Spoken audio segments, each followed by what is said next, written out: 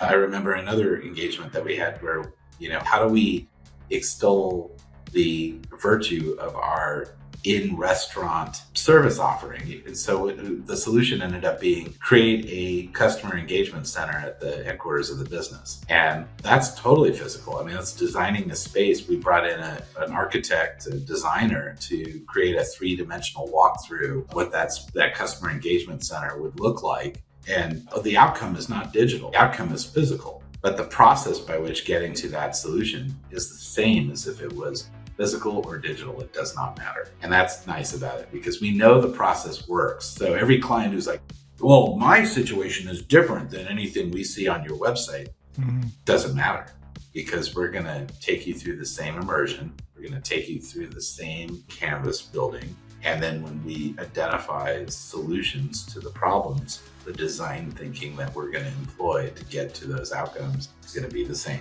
Maybe the artifact at the end is different, but the process is the same. I mean, not only from an immersion process standpoint, but also, we've done groups of what we always recommend is 8 to 10, but it always tends to be much larger. But you've even done immersions and even KPIs and things like that, where we've run through some of those workshops where it could be, I think we had 50 people? Well, yeah. And so there's a different, when a client says, we really have to align the entire organization, and that's over 50 people. Like you said, it's a large group. And so what we've done in those cases is we rented or set up in a hotel or a convention center or something like that. Then it's about breaking the groups into sub-working groups and then coming back as a whole. And then that process does change a little bit because you have to manage really large groups of people in a way so that when they're thinking about ideas, when they're focusing on a particular problem, you do still get to those kind of 8,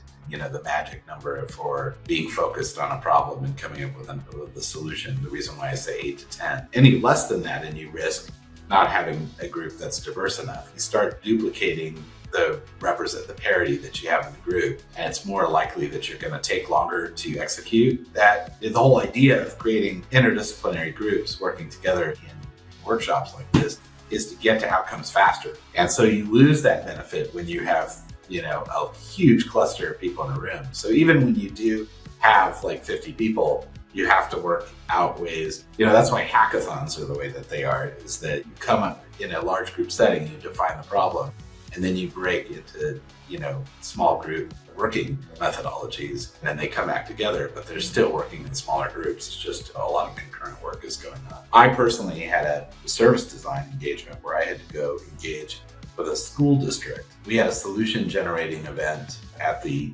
convention center with 300 people. That was really tough, but we were able to break them into working groups. We took one day and we were able to get to where we needed to get to at the end of the day. Even though it was 300 people, you were able to break it down. We used all the rooms in the lower level of this convention center to really get those groups into smaller groups so that they can actually work functionally well together. Yeah, I can imagine the personalities in that room. Yeah, it's a lot of personalities. And that's part of the work of being a facilitator of this process. Is anybody who's going to do that work they have to love people, and they have to love them for who they are. A lot of times I go through life trying to change the people that we're working with. Like, if you could just be more of this, or you could just be more of that, it would be great. And people are flawed and they're humans. And as designers, we're doing this work to make people's lives better in some capacity, whether it's I want to order food faster. I want to, onboard a customer faster. I want to make sure the customer makes more money. We're trying to improve